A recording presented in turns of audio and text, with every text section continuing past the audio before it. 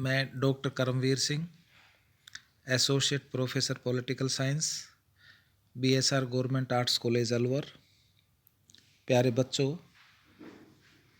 आज हम इस ऑनलाइन कक्षा में BA part second paper second में जो अपना टॉपिक चल रहा है, राज्यों का शासन, राज्य व्यवस्थापिका, government of states, the state legislature, इसमें हमने जो विधानसभा की शक्तियाँ, उसके सदस्यों की योग्यता, अयोग्यता, सदन का कार्यकाल, वेतन, अध्यक्ष की शक्तियाँ, इनके बारे में अध्ययन किया था।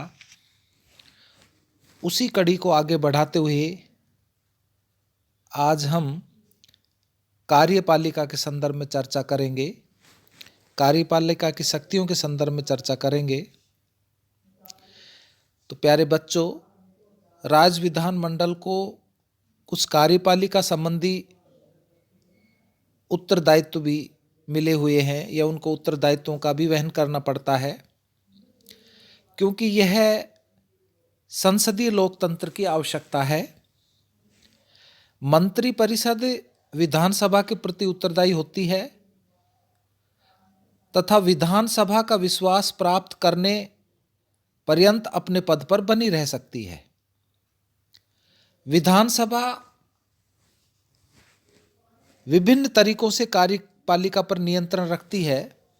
जैसे मैं आपको बताऊं कि मुख्यमंत्री तथा मंत्रियों से नीति संबंधी व पूरक प्रश्न पूछकर कार्यपालिका द्वारा प्रस्तुत प्रस्तावों को अस्वीकार करके मंत्रिपरिषद के प्रति निंदा या स्थगन प्रस्ताव पारित करके परिस्थितियों के अनुसार यदि आवश्यक हो तो अविश्वास प्रस्ताव पारित करके मंत्रिपरिषद को समय से पूर्व पदमुक्त भी कर सकती है। अनुदान मांगों में कटौती करके भी नियंत्रण रखती है। तो सिद्धांत विधानसभा को कार्यपालिका पर पर्याप्त नियंत्रण की शक्तियां मिली हुई हैं, लेकिन वास्तविकता में कार्यपालिका व उसका दल बहुमत में हो तो विधानसभा उसके विरुद्ध कोई भी नकारात्मक प्रस्ताव पारित नहीं कर सकती। विधानसभा पर मंत्रिमंडल का दबाव व भय बना रहता है, क्योंकि मुख्यमंत्री राज्यपाल को सलाह देकर विधानमंडल समय से पूर्व भंग करा सकता है। इसका भय बहुमत दल व विरोधी दल दोनों पर बना रहता है।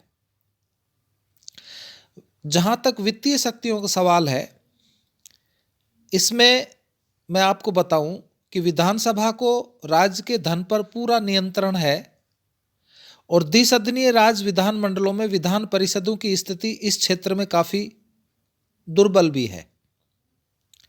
वित्त विधेयक विधानसभा में ही प्रस्तावित किया जा सकता है और साथ ही विधानसभा द्वारा पारित वित्त विधेयक को विधान परिषद 14 दिन से ज्यादा नहीं रोक सकती। विधान परिषद के सुझावों को मानना या न मानना विधानसभा की इच्छा पर निर्भर होता है। एक सदनीय विधानमंडल में वित्त के मामले में विधानसभा ही सर्वोपरि होती है। उसके द्वारा विनियोजन विधेयक स्वीकार कर लेने के बाद ही सरकार तथा प्रशासन द्वारा धन खर्च किया जा सकता है। विधानमंडल का आय तथा व्यय दोनों पर नियंत्रण होता है। वित्त विधेयक पर नियंत्रण सार्वजनिक लेखा समिति तथा अनुमान समिति के माध्यम से किया जाता है। वित्तीय आपातकाल में संसद राज्य विधानसभा को वित्त संबंधी निर्देश दे सकती है तथा राज्य के वित्त विधेयक को अपने समक्ष प्रस्तुत करके उसमें संशोधन या परिवर्तन कर सकती है। संविधान संशोधन की शक्ति का जहां तक सवाल है, तो सामान्यतः संविधान संशोधन प्रक्रिया में भारतीय संघ की इकाइयों को संशोधन प्रस्तावित करने का अधिकार नहीं है, लेकिन कुछ विषयों में राज्यों के विधानमंडलों की स्वीकृति आवश्यक होती है। संविधान के 42वें संविधान संशोधन विधेयक पर देश के आधे विधानमंडलों की स्वीकृति ली गई थी। विधायी प्रक्रिया के संदर्भ में आपको मैं बताऊं कि राज्य विधानमंडल में दो प्रकार के विधेयक प्रस्तावित किए जाते हैं, एक साधारण विधेयक और एक वित्त विधेयक। दोनों को पारित होने के लिए विभिन्न चरणों से उन्हें गुजरना पड़ता है और यद्यपि दोनों की प्रक्रिया में थोड़ा अंतर जरूर है। जैसे कि साधारण विधेयक, विधान सभा सदस्य द्वारा किसी विधेयक को सभा में प्रस्तुत करना उसका प्रथम चरण है। इसे प्रथम वाचन कहते हैं और प्रस्तावित कानून के उपबंधों, उद्देश्यों व कारणों का उल्लेख किया जाता है। प्रस्तावक सभा की अनुमति से विधेयक प्रस्तुत करके उसके संबंध में वक्तव्य देता है। विधेयक का विरोध होने की स्थिति में विरोधी को कारण स्पष्ट करना होता है और मतदान के बाद प्रथम वाचन का चरण समाप्त होता है तथा विधेयक दूसरे वाचन की स्थिति में चला जाता है। और विधेयक का द्वितीय चरण यानी द्वितीय वाचन महत्वपूर्ण है क्योंकि इस समय विधेयक पर विस्तृत खंडशः व शब्दशः विचार विमर्श तथा विवाद होता है। विधेयक पर कभी कभी सीधे विचार विमर्श होता है, कभी कभी उसे समिति को सौंप दिया जाता है। सार्वजनिक महत्व या विवाद से संबंधित विधेयक को जनता की राय लेने के लिए प्रकाशित भी करा दिया जाता है। यदि विधेयक को समिति को सौंपने का निर्णय ले लिया गया है तो उस समय विधेयक का समिति चरण प्रारंभ हो जाता है। सामान्यतः प्रस्तावक ही समिति के चरणों का नामांकन करता है। समिति में विरोधी दल के सदस्यों को भी शामिल किया जाता है। विषय के मर्मज्ञ लोगों को ही समिति का सदस्य चुना जाता है। सदस्यों में से ही एक सभापति बना दिया जाता है। विधेयक पर भली भांति विचार विमर्श करने के पश्चात समिति अपना प्रतिवेदन सभा को प्रस्तुत करती है। प्रतिवेदन चरण जो है इसमें समिति का सदस्य या सभापति प्रतिवेदन को सभा में प्रस्तुत करता है। इस विधेयक के प्रति सदस्यों की सर्वमति या बहुमत या असहमति शामिल हो सकती है। सभा में प्रतिवेदन के बाद विधेयक पर पुनः वाद विवाद होता है। यहाँ भी प्रत्येक खंड व शब्द विचार करते हुए मतदान होता है और विधेयक में संशोधन भी किया जा सकता है। यहाँ पारित होने के पश्चात विधेयक तृतीय वाचन में चला जाता है और तृतीय वाचन में विधेयक के पक्ष या विपक्ष में तर्क प्रस्तुत किए जा सकते हैं पर संशोधन नहीं किया जा सकता। अब प्रस्तावक विधेयक को वापस करने का प्रस्ताव रखता है। इसी चरण में विधेयक को स्वीकार या अस्वीकार कर लिया जाता है।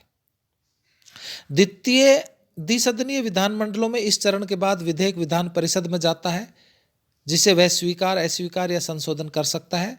विधेयक को विभिन्न चरणों से गुजरने के पश्चात कानून का रूप लेने के लिए राज्यपाल के हस्ताक्षर की आवश्यकता होती है और इसके बाद उसे संविधि पुस्तक में लिख दिया जाता है। राज्यपाल विधेयक पर हस्ताक्षर कर सकता है, अस्वीकार कर सकता है, पुनर्विचार के लिए भेज सकता है, उस पर सभा का स्पष्टीकरण मांग सकता है। अस्वीकृत या पुनर्विचार के लिए लौटने की स्थिति में विधेयक को विधानसभा में पुनः उन्हीं चरणों में गुजरना पड़ता है। पर यदि विधानसभा उसे पुनः संशोधन या पूर्व स्वरूप में ही पारित कर दोबारा भेजती है तो राज्यपाल हस्ताक्षर करने से इनकार नहीं कर सकता। राज्यपाल किसी विधेयक को राष्ट्रपति के विचाराधीन सुरक्षित रख सकता है। धन विधेयक की प्रक्रिया में थोड़ा अंतर है। द्विसदनीय विधानमंडल में वित्त विधेयक विधानसभा में ही प्रस्तुत किया जा सकता है। राज्यपाल की अनुमति से यह विधेयक प्रस्तुत किया जाता है।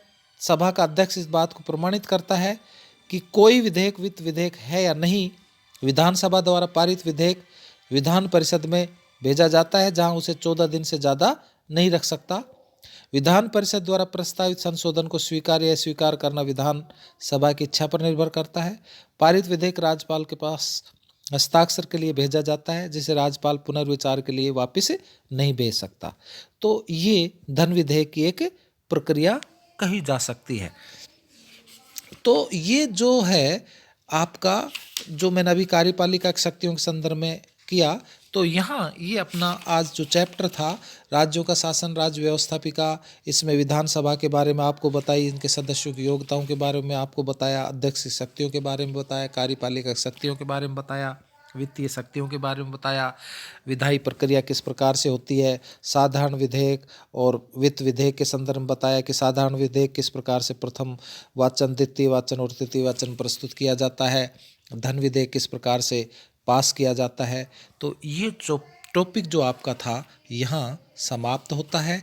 नेक्स्ट जो आपका टॉपिक होगा वो राज्य कार्यपालिका यानी कि राज्यपाल, स्टेट एग्जीक्यूटिव द गवर्नर, इसके बारे में अपन चर्चा करेंगे। धन्यवाद।